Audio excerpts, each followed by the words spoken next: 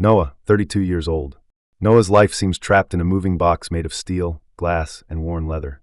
It's a 2018 Honda Accord, its odometer long past the 200,000-mile mark, the only tool Noah relies on to earn bread and milk in the vast, indifferent machine of a city called Los Angeles. The wheels keep turning, and Noah's life is worn down in this endless cycle. The air inside the car is always thick with a complex, inescapable smell, a mix of the cheap perfume left by the last passenger, juice spills from kids in the back seat, the countless cups of cheap coffee Noah downs to stay alert, and the scent of Noah's own sweat, steeped in exhaustion and anxiety. Noah spends over 12 hours a day here, watching the world outside the window shift from dawn's first light to the glow of streetlights, then to the silence of the dead of night. Other people's lives, their laughter, their troubles, pass through this car window like scenes in a movie, briefly intersecting with Noah's before diverging forever. And Noah remains the solitary driver, a blue dot mechanically moving on a navigation map, a living person whose remaining value is precisely calculated by an algorithm. Noah's phone, once a device that captured every happy moment, has now become Pandora's box. Whenever the special ringtone Noah set for his wife, Sophia, chimes, Noah's sympathetic nervous system jolts to life, heart pounding uncontrollably, palms sweating cold. Noah no longer looks forward to her greetings or craves her voice. Each call from her feels like a summons from the abyss, dragging Noah deeper into despair. Right now, Noah has parked the car on a dimly lit street near Santa Monica Beach, having just completed the last ride of the night. The waves crash rhythmically in the distance, their sound heavy and lingering, like the city's weary sigh. Noah finally musters the courage to unlock the phone and open Sophia's latest message. The screen's cold light reflects in Noah's bloodshot eyes. The words are icy and sharp, devoid of any emotion. Noah, my patience has its limits. $50,000, that's the final number. I've already consulted a lawyer. If you refuse to pay off this family debt you caused, I have every reason to make sure you lose custody of Jack and Emily in the divorce. Don't think I'm just bluffing. Noah reads the text over and over until each word feels branded onto his retinas. Family debt. The cold legal term, coming from her, feels so absurd and cruel. Noah scrolls up through their chat history, a complete chronicle of how trust was dismantled, how love was betrayed. It starts with her tearful voice messages from a few months ago. Honey, please, my brother Ethan is about to be destroyed. We have to help him. Then the increasingly impatient demands. Why won't you just ask your parents for the money? Is your pride more important than my brother's life? And now, this blatant threat, wielding their 10-year marriage and 2 innocent children as weapons. Noah feels like a frog boiled in warm water, only realizing the pot is scalding when it's too late to jump out of this so-called family cauldron. Noah turns off the car's reading light, letting darkness swallow him whole. In the boundless dark, fragments of memory flicker like ghost lights. Noah recalls the first time he saw Sophia, 10 years ago, at a friend's backyard barbecue. She wore a simple white dress, laughing like an innocent angel under the golden California afternoon sun. Her laughter, clear as wind chimes, cut through the party's noise and struck Noah's heart. Back then, Noah was just a broke kid fresh out of community college, working a bottom-tier job at a small ad agency, tweaking image pixels and making coffee for clients. She was a beam of light bursting into Noah's gray life. They fell in love quickly. Noah remembers their first rented apartment in a rough Van Nuys neighborhood, so small it barely fit a bed and a tiny wardrobe, with walls so thin they could hear the couple next door arguing. But back then, they had a happiness big enough to hold the entire universe. On payday, they'd splurge on 2 In-N-Out burgers, sit on the apartment rooftop with their legs dangling, gazing at the distant Hollywood Hills lights, dreaming of their future. She'd rest her head on Noah's shoulder, her eyes sparkling like stars, saying, Noah, I don't care if you have money now. I just know I want to build our dream life with you, piece by piece. So they started piecing it together. Noah quit that dead-end job, used all his savings, plus a small loan from his parents, to buy this Accord and become a rideshare driver. It was grueling, but the income was steadier than before. Noah remembers those early days, waking at 4 a.m., driving until midnight, coming home to find Sophia always left a light on and a bowl of hot soup. They scrimped and saved, stretching every penny, until years later, they scraped together a down payment for a small fixer-upper in the suburbs. It was an old house needing repairs, but they treasured it. They painted the walls themselves, shopped at IKEA, bickered over the price of a sofa, then bought it with joy. They planted their first lemon tree in the backyard, dreaming of the day it would bear fruit. When their son Jack and daughter Emily were born, Noah felt his life was complete. Holding their soft little bodies, breathing in their faint milky scent, Noah thought they'd done it. They'd turned that rooftop dream into a tangible, lived-in reality. But Noah failed to see the ticking time bomb buried beneath their home's foundation. Sophia's family, especially her brother Ethan. In her parents' worldview, Ethan was their family's only hope, a misunderstood genius. He'd been coddled from childhood, his every mistake forgiven, his every whim indulged. Noah remembers when Ethan, at 16, stole his father's car for a party and got arrested for DUI. His parents rushed to the police station, not to scold him, but to pull strings, pay bail, and then coddle him at home, saying, "Our Ethan has suffered." This bottomless indulgence bred an arrogant, entitled, utterly irresponsible man-child. Ethan scoffed at any job requiring effort or time. He looked down on Noah's driving gig, calling Noah's life dull and without prospects. He was always chasing the next get-rich-quick scheme, cryptocurrency, overseas real estate, penny stocks, or high-tech agriculture projects. He could pitch each venture like it would make him the next Elon Musk. His parents were his most loyal believers and ATMs. Whenever his pipe dreams collapsed, leaving debts and messes, they'd dip into their retirement savings to bail him out. And Sophia, his only sister, was the critical link in this vicious cycle. She'd justify it to Noah with logic he couldn't argue against. "He's my brother. We're family. I can't just watch him fall." Noah tried to make Sophia see Ethan's true nature. Once, after Ethan's latest failed venture drained his parents' retirement savings, Noah cautiously said at dinner, "Honey, I think Ethan needs to take responsibility for his own life. Your parents can't keep enabling him. They need to think about their own future." Sophia's face darkened. She slammed down her fork, the clatter of metal on plate piercing the air, and glared at Noah. "What do you mean? Are you criticizing my family? Ethan's just had bad luck. He wants to succeed more than anyone. You're a driver. How could you understand an entrepreneur's struggles? You're too harsh." Noah felt a wave of helplessness. He realized he wasn't facing a reasonable wife, but a staunch defender of her family's warped, deeply ingrained values.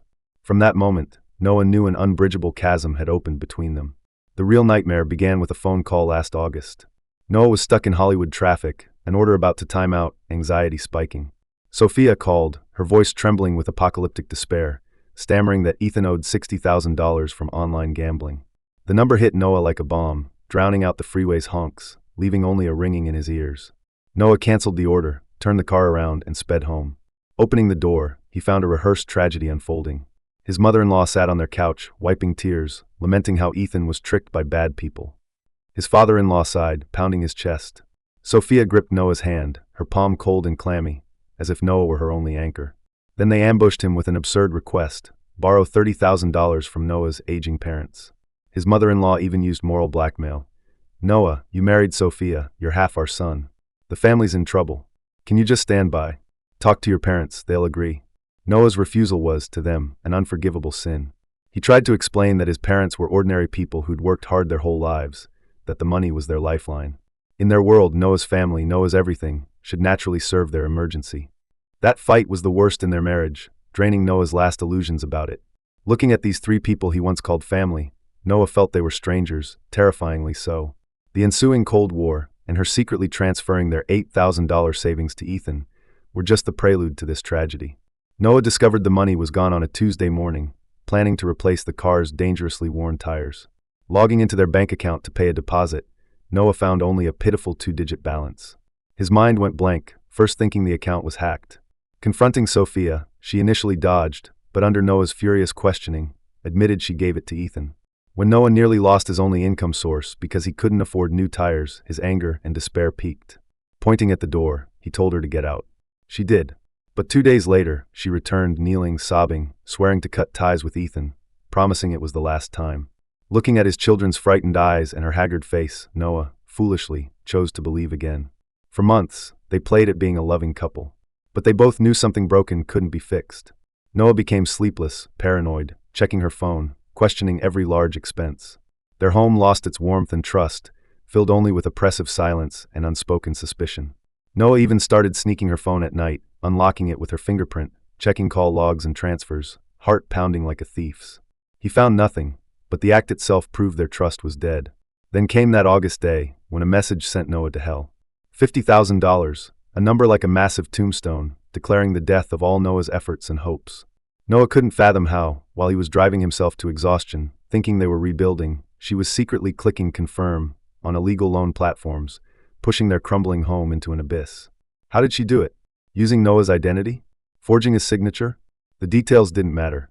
She dug a grave for them with lies and betrayal. Noah's first reaction wasn't anger, but overwhelming exhaustion. He called his mother-in-law, who sounded more righteous than him. "Sophia borrowed it, not us. She's your wife. Her mess isn't your job to fix. It was for Ethan, for our family. Noah called Ethan the culprit, but he'd blocked Noah. Noah was utterly alone, a fool played by their entire family. Noah had to confess to his parents. Driving to their house, sitting at their decades-old dining table, staring at photos of his childhood, Noah felt like a failure. He told them everything. His father, a stoic man rarely seen crying, turned to the window, shoulders trembling. His mother hugged Noah, sobbing like a child. They didn't blame him, only ached for him. They pulled out their life savings, old passbooks laid before Noah. "Noah," his father said, voice hoarse, "we haven't left you much. Take this to plug the hole. But you and Sophia, you need to think hard." Noah felt like a shameless sinner, not just ruining his own life, but dragging his parents down too. The debt collectors soon moved from online to in-person harassment, calling Noah's relatives and friends, smearing him with vile language. Noah's social circle collapsed overnight. He avoided family gatherings, ignored friends' calls, becoming a ghost in his own world. Once at Jack's school, two tattooed men cornered Noah, not touching him but tapping his window, sneering, "Mr. Noah, debts must be paid. We know your kids go here. For their sake, settle up soon." Fear coiled around Noah's heart like a cold snake. To care for the traumatized Jack and Emily, Noah's mother moved in. Watching her weary face and graying hair, Noah's heart ached. She should have been enjoying a peaceful retirement, not burdened by Noah's failed marriage. She cooked, cleaned, and endured harassing calls. The kids were the war's most innocent victims. Jack grew quiet at school, even aggressive. His teacher asked Noah if something was wrong at home. Noah lied, saying he and Sophia were divorcing. Emily started wetting the bed, waking from nightmares crying for her mom. Holding her trembling body, Noah couldn't offer a single honest explanation. How could he tell her that her mother, to save a hopeless gambler uncle, had abandoned her? Sophia, like a master of psychological warfare, knew Noah's weaknesses, his love for the kids, his care for reputation, his lingering sense of duty. She wielded these like sharp blades, slicing Noah's already battered nerves. She knew he'd never abandon the kids or let his parents' honor be tarnished, and she gripped those vulnerabilities tightly. Tonight, after driving all day, Noah's body is at its limit, but his mind is strangely wired. He drives aimlessly through LA's maze-like highways, passing the Italian bistro in Silver Lake where they had their first date, now under a new sign. He passes the City Hall steps where they married, where a young couple now snaps happy photos. He passes the corner where they hugged in excitement after buying their first home. Every beautiful memory now feels like a poisoned blade, cutting Noah again and again. Noah realizes gambling's worst evil isn't just the money lost. It's how it twists humanity, turning the person you love most into a cold, selfish stranger. It corrodes a family from within until only unbuildable ruins remain. Noah drives to Mulholland Drive, overlooking LA's glittering nightscape. A million lights sparkle like a galaxy, but none shine for Noah. His phone buzzes again. Another message from Sophia, just a photo of Jack and Emily's sleeping faces, curled together like scared animals. Below it, a line.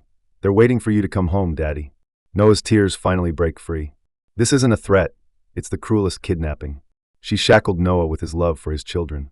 Staring at the endless road ahead and the city's cold, dazzling lights, Noah feels utterly lost for the first time. He knows, no matter which path he takes, only darkness lies ahead. Should he surrender, using his parents' savings and decades of his own blood and sweat to fill a bottomless pit, for the illusion of a broken family? Or fight, risking everything in court, facing the chance of losing his kids, for a slim hope of starting over?